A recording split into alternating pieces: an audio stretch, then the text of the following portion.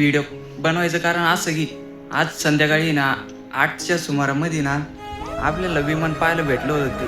तर विमान कुठं पाहायला भेटलं होतं माहिती का? तुम्हाला डोंगर दाखवतो.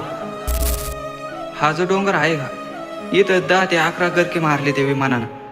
कारण मी ना शूटिंग पण काढले, तुम्हाला दाखवतो. तर किती टायमापासून ना इथं ना गरके मारे होतं बरं का ते संध्याकाळी 8च्या सुमारामध्ये.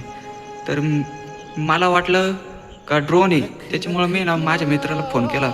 काही काय रे बाबा त्याला विचारलं, पण तो म्हणे का ड्रोन आहे ते हवामान चेक करायचंय. तर त्याला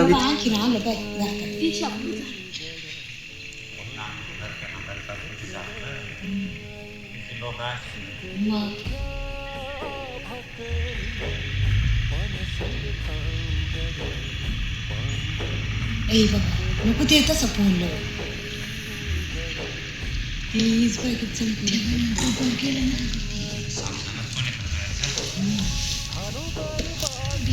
तर घरचे पण इतके तकतक होते, म्हणत होते का त्याच्यामध्ये माणसं असले तर काय अवघडच होईल. बरं झालं रे गेलं निघून. कुठं का नाही व्हाय ना उतरलं ते साहजिक आहे बाबा, मोठं आहे ते चांगलं. पण अशी घटना नाही व्हायला पाहिजे, कारण ते दिल्लीहून आलेलं होतं, शिर्डीला चाललं होतं. काहीतरी झालंच वाटतं त्याच्यामुळं करके मार. शिर्डीला नाही उतरलं ते कोण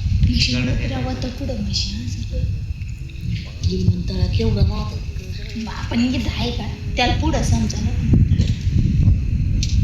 आता बिलवर काय की बिलणारच